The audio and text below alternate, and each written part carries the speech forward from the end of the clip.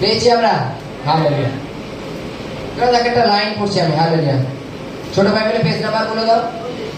হ্যাঁ 40 নম্বর পেজ। চলো হালেলুয়া।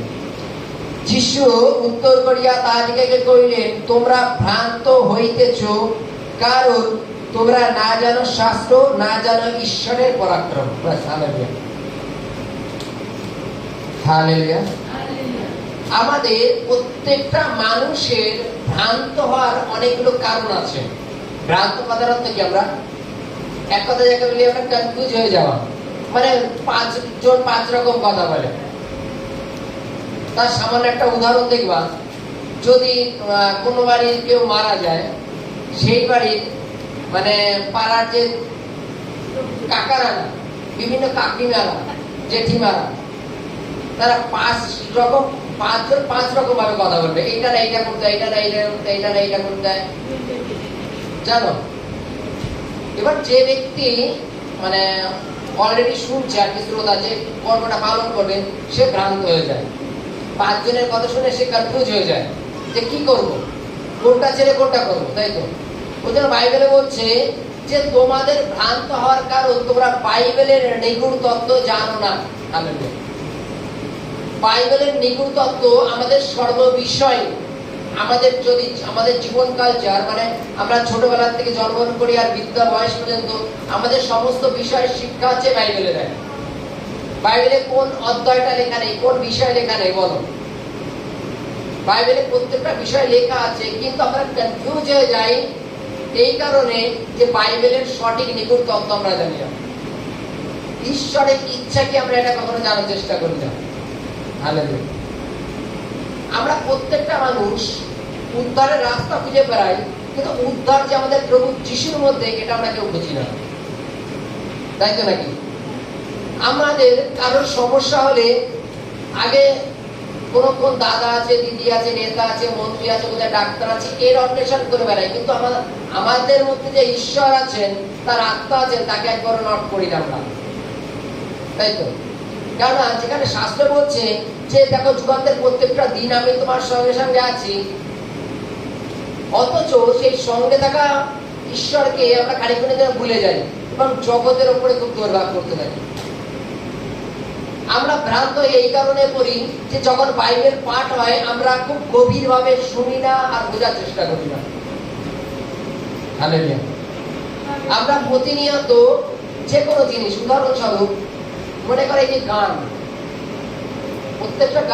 প্রত্যেকটা গানের মানে আছে, অর্থ আছে, প্রত্যেকটা লাইনে সেগুলো ব্যাখ্যা করে, জানো তো নাকি?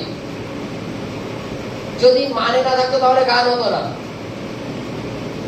আজকে তদানুসারে প্রত্যেকটা বাইবেলের লাইনের, বাইবেলের যে বাক্য আছে, সে বাক্যের কারণ আছে। আমরা বোঝার চেষ্টা করি না বলে আমরা বাক্যটাকে বুঝতে চাই না, আর তদানুসারে আমরা চলি না।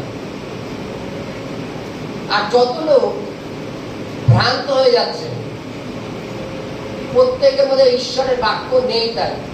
হালেলুয়া। যাদের মধ্যে ঈশ্বরের বাক্য নেই তারা ভ্রান্ত হয়ে যাচ্ছে, এবং যাদের মধ্যে বাক্য নেই, যারা ভ্রান্ত হচ্ছে, তাদের মুখ থেকে দেখবা ঈশ্বর বিরোধী কথাবার্তা আসে। জানো, ঈশ্বর বিরোধী কথাবার্তা আসে। তুমি কতক্ষণ, যেমন উদাহরণস্বরূপ বাইবেলে এইভাবে লেখা আছে, দেখবা যে যীশু খ্রিস্টকে যখন শয়তান পরীক্ষা করছিল, তখন বাক্য দিয়ে পরীক্ষা করছিল। আজকে তদানুসারে যারা ঈশ্বরের কয়েকদিন প্রার্থনা করছে, করার পরে মনে করে এখন ঈশ্বর বিরোধী হয়েছে, তাদের সাথে তর্ক করতে গেলে তোমার কাছে বাক্য দিয়ে তর্ক করবে, জানো তো। সেই বাক্যের নিগুড় তত্ত্ব কিন্তু সে জানে না, অথচ বাক্য দিয়ে তর্ক করবে। বাক্যটা কোথায় বলতে হয়, কেন বলতে হয় জানে না, কিন্তু সেই বাক্য তোমাকে বলে দেবে। হালেলুয়া। যেমন উদাহরণস্বরূপ বললি, বাইবেলে 2টো লাইন লেখা আছে। একটা লাইন লেখা আছে যে তুমি আপন পিতা মাতাকে সমাদয় করিও। হালেলুয়া। আর আরেকটা লাইনে লেখা আছে যে ঈশ্বর আদমের সাথে হওয়াকে নির্মাণ করেছিলেন, এর জন্য মনুষ্য আপন পিতা মাতাকে ত্যাগ করে আপন স্ত্রীতে আসক্ত হইবে। বলো এবার কোন বাক্যটা দিয়ে মানব? বলো কোন বাক্যটা মানবা? বুঝেছি লাইনটা? একটা বাক্যে বলছে যে তুমি তোমার পিতা মাতাকে সমাদয় করিও, সম্মান করিও, আবার আরেকটা বাক্যে বলছে যে মনুষ্য আপন পিতা মাতাকে ত্যাগ করে আপন স্ত্রীতে আসক্ত হইবে, তারা দুই অঙ্গ না তারা এক অঙ্গ হইবে। বলে এবার কোন বাক্যটা তুমি মানবা? হ্যাঁ হ্যাঁ, দুটোই গুরুত্ব আছে, এবার বলো কোনটা মানবা। যদি তিনি প্রভুর বাইবেলের কাছে পিতা মাতাকে সমাদায় করিও, বাইবেলের কাছে দেখো আমাকে যিনি প্রেরণ করেছেন ঈশ্বর সদাপ্রভু, তিনি জগতে মাতা পিতা কেন দেয়? তার মাধ্যমে তুমি জগতে এসছো এবং সেই মাতা পিতাকে সম্মান দিতে হয়, জানো তো? কেননা এখন যিনি মানে এখন যিনি আর কি ছোট আছেন, সেও কোনো এক সময় মা হবে। তোমার সন্তানও তখন তোমাকে সমাদায় করবে না, করবে? কিন্তু সে বলছে বাইবেলে লেখা আছে তুমি পিতা মাতাকে ত্যাগ করে আপন স্ত্রীতে আসক্ত, তাতে দুজনে এক অঙ্গ হইবে। বলো কি উত্তর দেবা?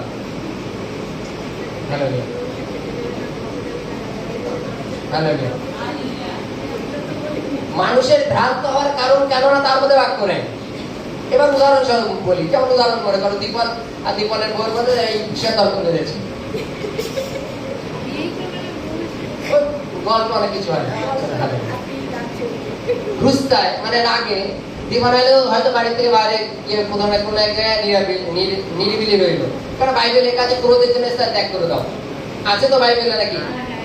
যে যখন দুজন ব্যক্তি তর্ক হয় তখন একজন ব্যক্তি সাইড হয়ে গেলে আর একজন কত তর্ক করবে, সে আস্তে আস্তে ঠান্ডা যাবে। বাইবেলে লেখা আছে যে ক্রোধের জন্য ত্যাগ করে দাও, একদম ত্যাগ করে দাও। দীপান বাইরে চলে গেল, কিন্তু তার তো পা আছে, সেও বাইরে যাবে।